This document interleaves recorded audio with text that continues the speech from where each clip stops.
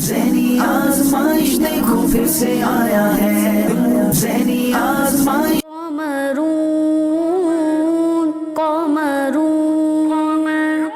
دیکھو پھر سے آیا ہے، فلم نور ہے۔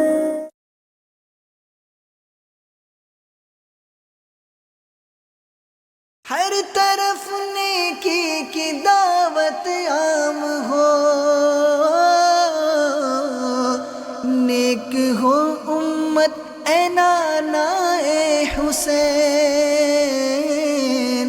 سنتوں کی ہر طرف آئے بہار۔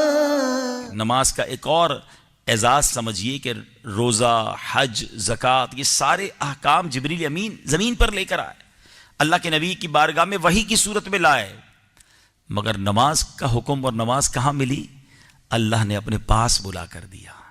اس سے اندازہ کرے کہ یہ کتنا اہم فریضہ ہے، مگر بہت بڑی تعداد نماز سے محروم ہے۔ ایسا نہ کریں، سبحان اللہ۔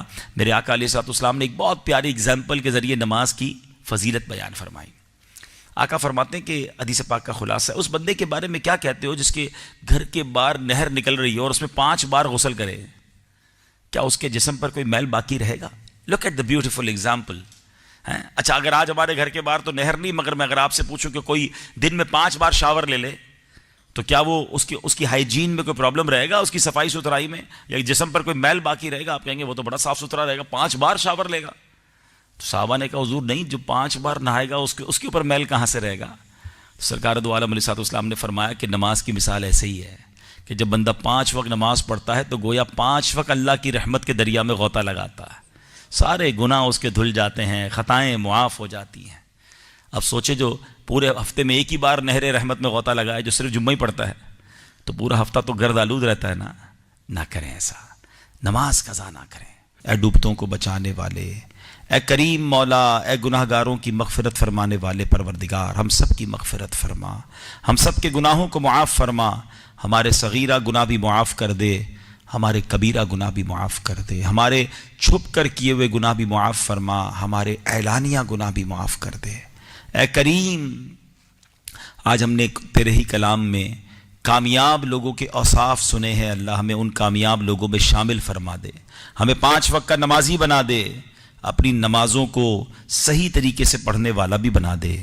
اے اللہ ہمیں فضول کاموں سے بچنے والا بنا دے، ہمیں اپنی زکوٰۃ پوری ادا کرنے والا بنا دے۔ اے اللہ ہمیں امانتوں اور وعدوں کا خیال رکھنے والا بنا، اپنی زبان اور اپنی شرمگاہ کی حفاظت کرنے والا بنا دے۔ اے کریم، تیرے مقبول بندوں میں ہم سب کو شامل فرما، جو کامیاب لوگوں سے تو نے جنت الفردوس کی وراثت کا وعدہ فرمایا۔ اے اللہ ہمیں بھی اپنی اس عظیم نعمت میں حصہ عطا فرما، ہم سب کو بلا حساب جنت میں داخلہ عطا فرما۔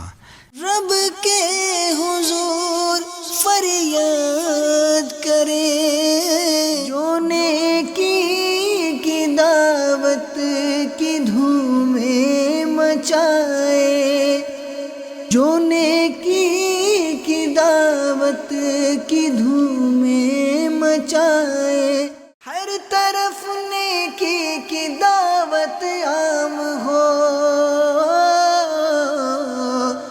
نیک ہو امت اے نانا اے حسین۔ دعوت اسلامی اس وقت جہاں پر ہے نا، یوں سمجھیے کہ ہم خواب دیکھتے تھے کہ یہاں پہنچ جائیں، کبھی سوچتے تھے کہ یار فلاں ڈپارٹمنٹ میں، فلاں ادارے میں، فلاں ملک میں، فلاں پلیٹ فارم پر کبھی ہماری بھی آواز پہنچے گی، کبھی ہمیں بھی لوگ پہچانیں گے، کبھی جناب ہمارے مبلغین، ہمارے علماء پہنچیں گے۔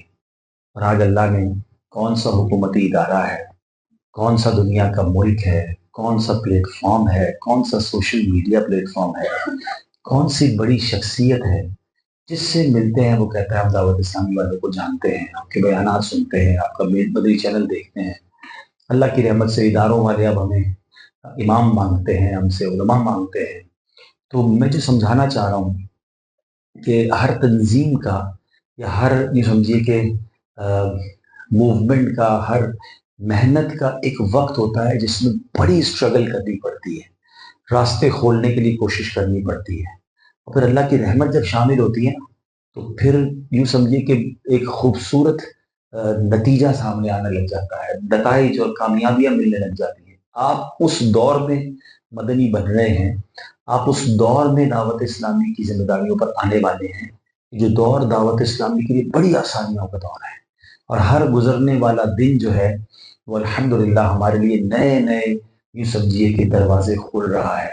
مولاي صل وسلم دائما ابدا على حبيبك خير